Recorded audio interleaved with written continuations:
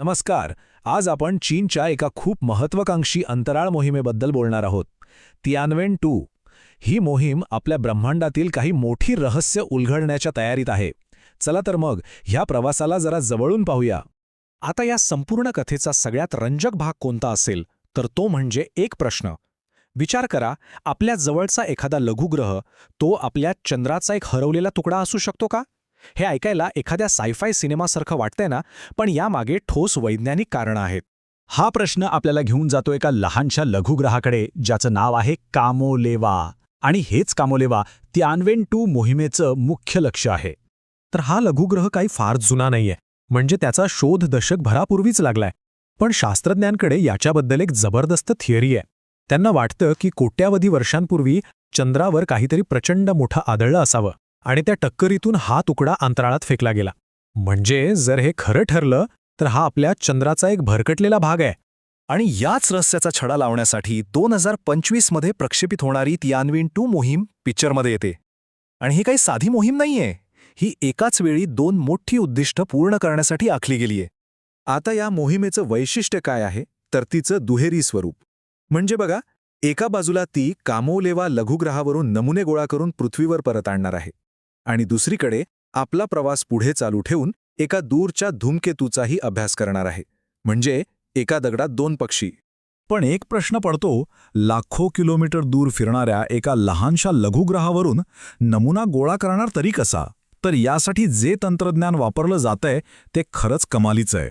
यासाठी एक खास डावपेच वापरला जातो, ज्याला म्हणतात टच अँड गो. यात होतं काय की अंतराळयान त्या लघुग्रहाजवळ जातं, त्याचा रोबोटिक हात पृष्ठभागाला फक्त 5 सेकंदांसाठी स्पर्श करतो.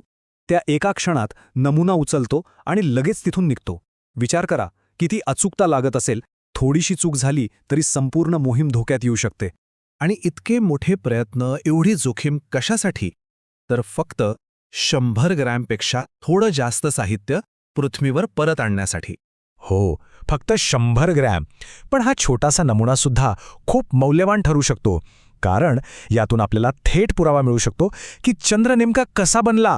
इतकंच नाही तर आपल्या सूर्यमालेच्या सुरुवातीची काही रहस्यांसुद्धा यात दडलेली असू शकतात.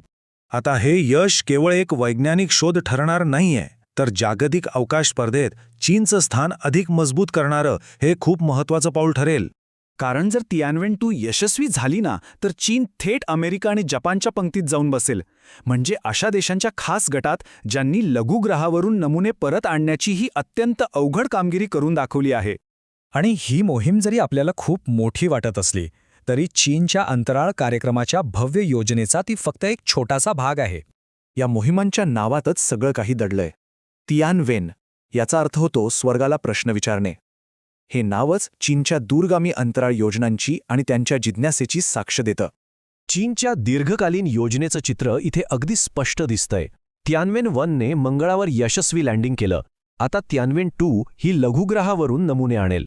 यानंतर तियानवेन-3 मंगळावरून नमुने आणेल आणि तियानवेन-4 थेट गुरुग्रहाच्या संशोधनासाठी जाईल. म्हणजे हा एक मोठा रोडमॅप आहे. तियानवेनसारख्या मोहिमा हेच दाखवतात की अंतराळ संशोधनाची ही गोष्ट आता अधिक रंजक आणि स्पर्धात्मक होत चालली आहे.